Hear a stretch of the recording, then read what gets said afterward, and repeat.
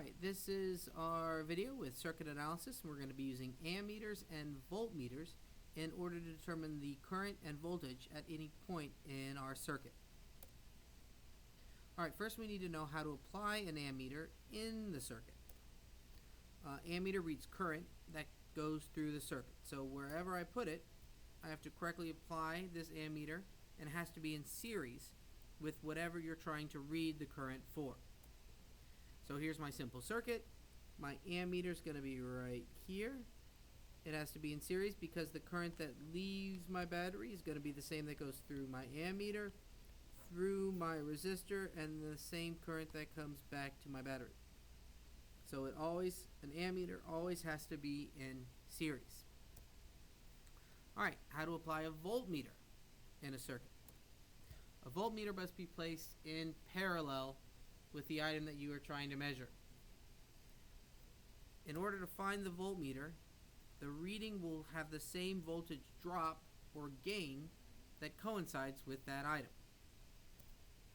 So here, if I'm looking at the same simple circuit, let's say this was a 10 volt battery. This item in here will have the same voltage drop as the battery. All the voltage is going to go to this guy. Since these two are connected in parallel with each other, this voltmeter will read the same voltage drop as is occurring over this item. In a likewise circuit, let's say here I have two resistors. So a 20 volt battery, each of these is 10 ohms. And I put my voltmeter here. So first I have to find my equivalent resistance. 10 plus 10 is 20. So I find the current that leaves the battery. 20 volts divided by 20 ohms equals 1 amp. So 1 amp leaves the battery. Everything is in series. So 1 amp comes back to the battery.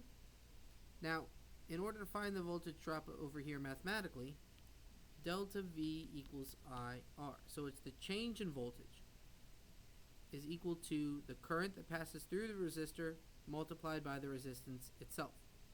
So here, 1 amp leaves, so 1 amp times 10 ohms is going to give me 10 volts. So if I start with 20, I lose 10 volts here, I lose another 10 volts there. When I get back to the end of my battery, I should have 0 volts left.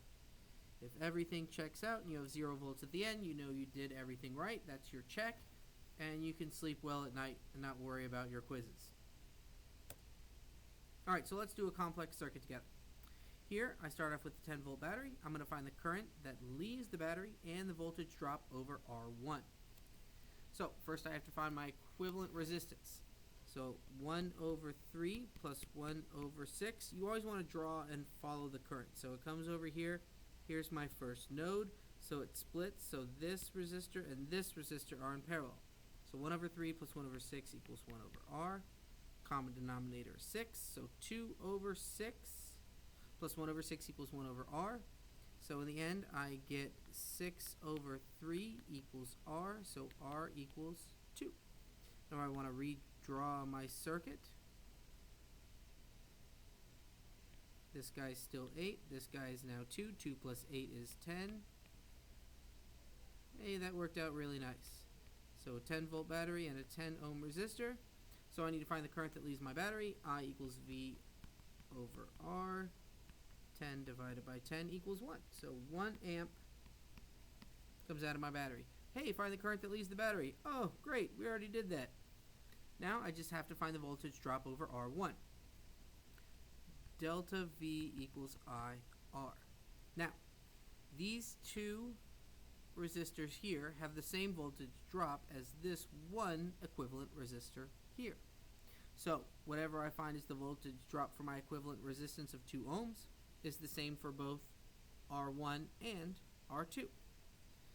So delta V equals IR if 1 amp leaves there. So 1 times 2 equals 2 volts.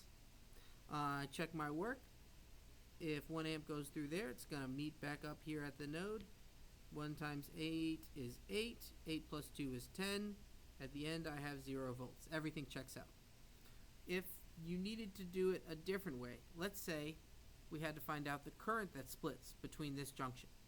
Alright, so the current that travels through each of these is going to be different. This one offers, R2 has more resistance, so it's harder for it to flow. So more current is going to go through R1.